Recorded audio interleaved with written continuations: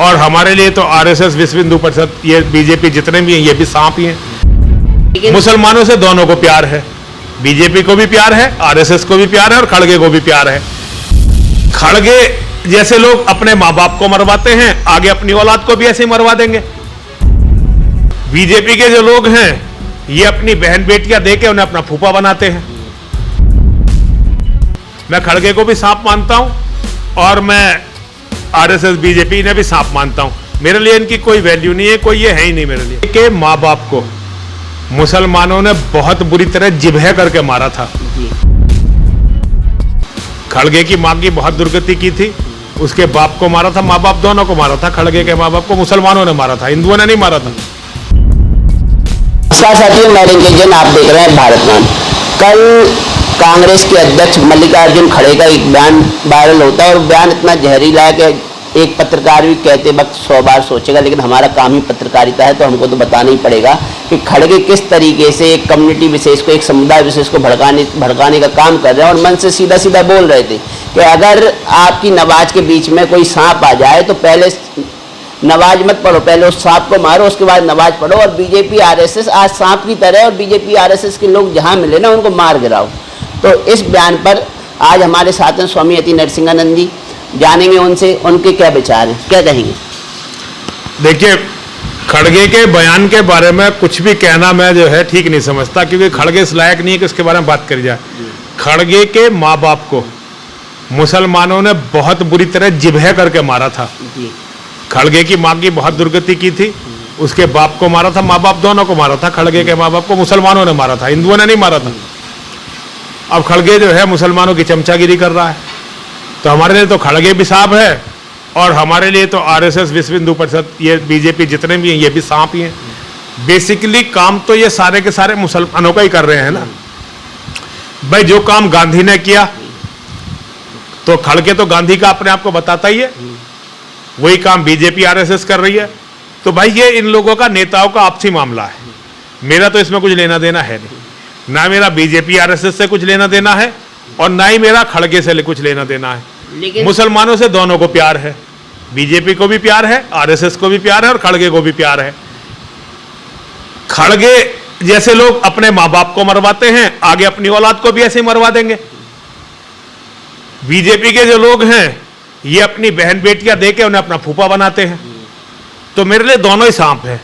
मैं खड़गे को भी सांप मानता हूं और मैं आरएसएस बीजेपी ने भी सांप मानता हूं।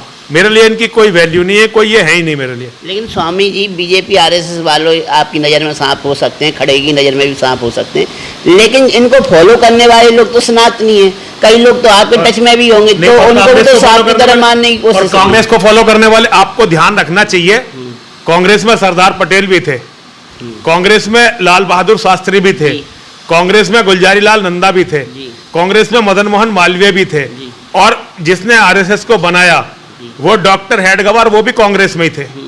तो हर पार्टी में सनातनी है, क्या कांग्रेस में सनातनी नहीं है? तो कांग्रेस में आपको क्या लगता है कि मुसलमान ही है सारे? ये सनातनी गद्दार होते हैं। जो कांग्रेस करती है वही बीजेपी आरएसएस करती है। मेरे लिए दोनों सांप है। तो सनातनी तो दोनों तरफ है। सनातनियों ने तो हमें धोखा दिया है। आज तक पिछले 1400 साल का इतिहास देख लो, मोहम्मद के समय से लेकर आज तक सनातनियों को धोखा सनातनी ही देते हैं। सनातन धर्म के साथ सबसे बड़ा विश्वासघात सनातनी करते हैं। तो सनातनी तो हर जगह, वो तो दिख ही रहा है। खड़गे जैसे सनातनी नहीं, खड़गे जैसे खड़गे क्यों? इसमें मोदी किस बात में कम है? आप खड़गे को तो कह रहे हैं मोदी जी से यूजीसी का लाके सारे हिंदू समाज के विनाश करके मुसलमानों के यहाँ गजवाए हिंद का रास्ता बनाया है। मोहन भागवत खुल के कहता कि हम मिशन 2047 के लिए काम कर रहे हैं, 2047 में भारत अखंड कर देंगे। मोहन भागवत खुल के कहता है, ये नहीं कहता। तो वो अखंड भारत कौन सा होगा? वो अखंड भारत मुस्लिम अखंड भारत होगा, उसमें हिंदू सनातनी रहेंगे ही नहीं। तो आपको खड़गे से क्यों इतनी मिर्च लग रही है? मोहन भागवत से, मोदी से क्यों नहीं लग रही? लेकिन बयान तो मोदी जी और मोहन भागवत नहीं दे रहे ना आपको, साफ तो खड़गे बता रहे हैं। नहीं, हमें नहीं बता रहा, वो आरएसएस बीजेपी। मुझे आप बीजेपी आरएसएस से मत जोड़ो, मैं तो खून सांप मानता हूं। लेकिन मेरे लिए खड़गे भी सांप है, वो भी सांप है, मेरे लिए दोनों सांप है। कुरान के अनुसार, मुसलमान के अनुसार काफिर कौन है? काफिर वो है जो मोहम्मद को या कुरान को नहीं मानता, वो काफिर है। तो सांप कौन हुआ? नहीं, वो तो मुसलमान तो ये मानते ही हैं भाई, मुसलमानों का तो कर्तव्य है मेरा कत्ल करना, लेकिन खड़गे, आरएसएस, बीजेपी, ये सब के सब हैं मुसलमानों के साथ, इनमें हिंदुओं के साथ कोई नहीं है। आप मुझे बरगलाने का बिल्कुल प्रयास ना करें। आप कह सकते हैं कि मोहन भागवत हिंदुओं के साथ है। मोहन भागवत वो सांप है, नरेंद्र मोदी वो सांप है जिन्हें सब कुछ हिंदुओं से मिला, जिन्होंने सब कुछ हिंदुओं से लिया, दिया सब कुछ मुसलमानों को। हिंदुओं को दिया तो इन्होंने भी कुछ नहीं है ना। राम मंदिर नहीं दिया। राम मंदिर का मतलब, अगर राम मंदिर दिया है तो क्या जो संतोष वर्मा ने कहा कि ब्राह्मणों की बेटी उसके बिस्तर तक आनी चाहिए, मैं वो करवा दूं? राम मंदिर के बदले में अपना सब कुछ दे दूं, अपनी बेटियां दे दूं, अपनी घर की औरतें दे दूं? राम मंदिर क्या दिया? राम मंदिर तो आरएसएस का एक ऑफिस है। राम मंदिर से हिंदुओं का क्या लेना देना? वो तो आरएसएस का पैसे बनाने की एक मशीन खाली है। लेकिन जब तक राम मंदिर नहीं बनाता तो बीजेपी और आरएसएस वालों से ही तो सवाल किए जाते थे, कब बनेगा मंदिर, कब बनेगा? अब मंदिर बन गया तो अब भी यही कहा जा रहा है कि बीजेपी का क्या मतलब, आरएसएस वालों का ऑफिस बताया जा रहा है। उन्होंने बना दिया ना अपना ऑफिस। उन्होंने, आरएसएस ने मंदिर नहीं बनाया, बीजेपी ने मंदिर नहीं बनाया, मंदिर के नाम पे जगह को कब्जा के और वहां अपना धन कलेक्शन का सेंटर बना लिया। उनके मंदिर से हिंदुओं को क्या फायदा? वहां अरबों खरबों रुपए इकट्ठे होते हैं, वो आरएसएस के 5 स्टार 7 स्टार ऑफिसों में लग जाते हैं। उसका हिंदुओं को क्या फायदा है? हिंदुओं में क्या है उसका? राम मंदिर में हिंदुओं का क्या है? ना हिंदू रीति रिवाज है, मुसलमानों के ने मूर्तियां बनाई है, मुसलमानों के घर से राम जी का गुलाल आता है, मुसलमानों के घर से राम जी की पोशाक आती है, मुसलमानों के घर से राम जी का भोग आता है, मुसलमानों से राम जी लला की नींव में मिट्टी डलवाई। उसमें हिंदुओं का क्या मान के चल रहे हो आप? अगर मुसलमान राम भक्ति में लीन हो जाए तो कोई मुसलमान तो पहले मुसलमान अल्लाह को जब तक नहीं छोड़ता, मोहम्मद को जब तक नहीं छोड़ता, तो वो राम भक्ति में लीन नहीं हो सकता। इसे कहते हैं अल तकैया, काफिरों को मूर्ख बनाकर धोखा देना। वो राम की भक्ति में लीन नहीं है। राम की और मोहम्मद की भक्ति एक साथ नहीं हो सकती। अगर मोहम्मद का भक्त है, मोहम्मद का मानने वाला है, तो वो राम का भक्त नहीं हो सकता। अगर मोहम्मद का मानने वाला जय श्री राम के नारे लगा रहा है, नारे लगाने से क्या हो गया?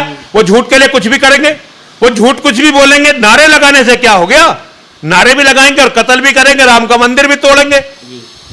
इसी को तो कहते हैं सबसे बड़े पाखंडी।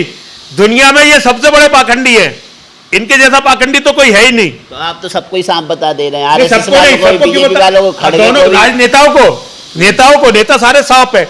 हिंदू नेताओं ने हिंदुओं के लिए कुछ भी नहीं किया। लेकिन जिनको आप सांप बता रहे हैं, देश भी तो वही चला रहे हैं, चलेगी तो उन्हीं की। ये देश चल रहा है क्या? आपको देश का चलना लग रहा है क्या? कल ही पाकिस्तान ने संधि समझौता करवा दिया ईरान का और ट्रंप का। आज पाकिस्तान इतना इंपॉर्टेंट हो गया, आपको लग रहा है कि देश चल रहा है? और अगर ये देश चल रहा है तो भगवान के भरोसे चल रहा है। ये नेता देश को बर्बाद कर रहे हैं, चला नहीं रहे हैं। ये आपकी गलतफहमी है कि ये नेता देश चला रहे हैं। ये नेता केवल इस देश को बर्बाद कर रहे हैं, चाहे कांग्रेसी हो, चाहे भाजपाई हो, चाहे सपाई हो, चाहे कम्युनिस्ट हो। विचारधारा में इनकी कोई अंतर नहीं है, सब एक जैसे हैं। फिर आपके हिसाब से कैसा नेता होना चाहिए? नेता होना चाहिए नेतन्याहू जैसा। इस टाइम तो मेरा रोल मॉडल केवल और केवल नेतन्याहू है, और नेता होना चाहिए पुतिन के जैसा, जो बिल्कुल मिटे हुए, मिट्टी में मिले हुए देश को टॉप पे ले जाए। नेता ऐसे होने चाहिए, नेता ऐसे थोड़े होने चाहिए। तो भारत आगे नहीं बढ़ रहा, मोदी जी आगे नहीं बढ़ा रहे हैं भारत को। मेट्रो से लेके हर चीज सुविधा आज देश में हो गई है। मेट्रो और दुनिया में मेट्रो कितनी साल पहले आई? दुनिया में आप कभी मॉस्को जाके देखिए, लंदन जाके देखिए, आपको पता चलेगा दुनिया कहां की कहां पहुंच गई। आप ये जो झूठी मूठी बातों से दुनिया को बहका रहे, तो ये तो समय के साथ चीजें होती हैं, और हम तो इसमें बहुत लेट है। मोदी जी से मेरा इसका कोई वो नहीं कि उन्होंने क्या किया नहीं किया। उन्होंने हिंदुओं का वादा करके, हिंदुओं की रक्षा का वादा करके, हिंदुओं की रक्षा के लिए कुछ नहीं किया। मुझे इतना पता है, बाकी उनकी किसी बात से मुझे कोई लेना देना नहीं है। खड़गे के बयान से आप सहमत हैं? खड़गे के बयान से क्यों सहमत होऊंगा भाई? मैं खड़गे से सहमत नहीं हूं। खड़गे से मेरा क्या लेना देना? खड़गे मेरी नजर में उसकी कीमत कुछ भी नहीं है, 2 कौड़ी भी नहीं है। जो अपने बाप के हत्यारों के इतना गुलाम बन जाए उस आदमी का मुझसे क्या लेना देना, मैं उसको क्या, मैं उसकी कोई भी कीमत नहीं समझता। नहीं तो खड़गे की तरह ही तो आप भी तो बीजेपी आरएसएस को साथ मान खड़गे रहे की हैं ना। तरह कह नहीं कह रहा, मेरी पीड़ा है। खड़गे तो मुसलमानों की चमचागिरी में कह रहा है, मुसलमानों को खुश करने के लिए कह रहा है। मैं मुसलमानों को खुश करने के लिए थोड़ी कह रहा हूं, मैं अपनी पीड़ा बता रहा हूं। और भाई मुझे अपनी पीड़ा कहने का अधिकार है, मैं अपनी पीड़ा क्यों नहीं कहूंगा। तो आपके सामने ऑप्शन कौन है? मान लो आपको वोट डालने का कोई अधिकार राजनीतिक नहीं। ऑप्शन नहीं, मेरा ऑप्शन कोई राजनीति में मेरे सामने कोई ऑप्शन नहीं है। मेरे लिए लोकतंत्र फेल हो चुका है। वोट किसको डालेंगे? मैं किसी को भी नहीं डालूंगा, मैं वोट डालने नहीं जाऊंगा। नोटा का ऑप्शन भी है। नहीं नहीं, मैं नोटा पोटा क्यों अपना दिन खराब करूंगा, मैं जाऊंगा ही नहीं। जब इनमें से कोई भी मेरी बात के लायक ही नहीं है, मेरे लायक भैया, मैं इनमें से किसी को भी वोट नहीं करूं और नहीं करूंगा। उत्तर प्रदेश के चुनावों में योगी जी को वोट करने के लिए जाऊंगा। जी, केंद्र के जब चुनाव होंगे किसी को वोट नहीं करूंगा, किसी को वोट नहीं। नहीं करूंगा। इतनी नाराजगी? नाराजगी क्या बात है भाई, सच है। योगी से क्यों नाराज नहीं है फिर? योगी जी से नाराज नहीं हूं, योगी जी से नाराज, मैं योगी जी से नाराज नहीं हूं। मैं योगी जी को धर्म का गद्दार नहीं मानता। अभी इन लोगों को धर्म का गद्दार मानता, मोदी को, भागवत को। योगी जी को मैं धर्म का गद्दार नहीं मानता। मैं योगी जी से नाराज नहीं हूं। तो अब राजनीतिक विकल्प क्या है आपके पास? कोई विकल्प नहीं, मेरे पास कोई विकल्प नहीं है, मैं विकल्पहीन हूं। जनता को विकल्प देना चाहेंगे? नहीं, मैं कैसे विकल्प दूंगा, मैं कोई नेता थोड़ी हूं। राजनीति का विकल्प नेता देंगे, मैं जनता को धर्म समझाऊंगा। मैं छोटा सा धर्मगुरु हूं, मैं धर्म का अपना काम करता रहूंगा। राजनीतिक विकल्प लोग खड़ा करेंगे, वो मेरा काम नहीं है।